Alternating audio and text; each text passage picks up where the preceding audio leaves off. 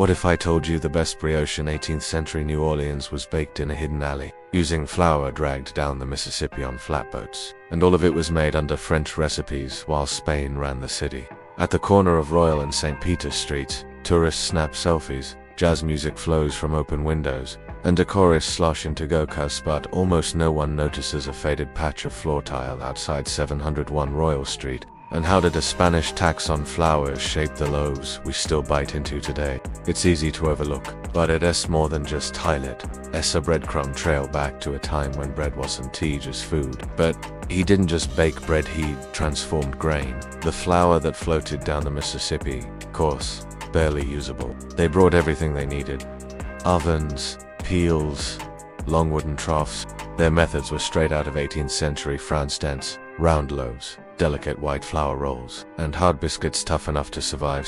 During their rule over New Orleans, Spanish officials had to get creative in the face of flour shortages. They regulated the price of flour, the size and price of loaves, and even taxed flour barrels to fund the city's lighting system. That's right, your daily baguette helped keep the street lamps on. Names like LeBlanc, La Faveur, and Manassia filled the storefront with sweets and loaves, culminating in Adolphe Leclerc's renowned confectionery, called by his 1912 obituary a landmark of the Old French section. His bakery was lavish, elegant, lined with a very tile you can still glimpse today outside that corner grocery store. Smash that like button, subscribe for more untold culinary history, and don't forget to check the links in the description for other videos and socials. You never know where the next slice of history might rise. Even as the 19th century rolled in, the contrast between rustic and refined loaves continued to tell the story of who you were in society.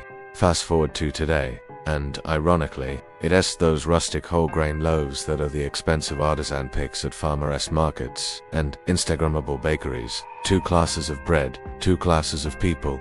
Refined white bread for the wealthy, coarse mixed grain for everyone else. So Molon built a mill and reground it into something finer.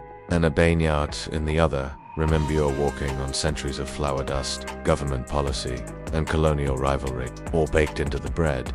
That flour became the flour, and Cadet's brioche legendary, not just for taste, but for what it symbolized. The persistence of French baking culture in a city that was, at the time, under Spanish rule. It was politics, culture, and class. So, who was baking in New Orleans when it was just a swampy French experiment? Let's rewind to 1789. A Frenchman named Jacques Molon, or Molon depending on who's writing, opens Cadet's bakery right there on Royal Street. Yeah, read that again. French bread, Spanish taxes, American future, and Cadet wasn't the first. In fact, bread makers were among the very first laborers the French shipped over when they founded New Orleans in 1718. Sound familiar? This two-tier bread system became a literal marker of social class, and it didn't go away quickly. So what did the Spanish add to all this? Not recipes but rules.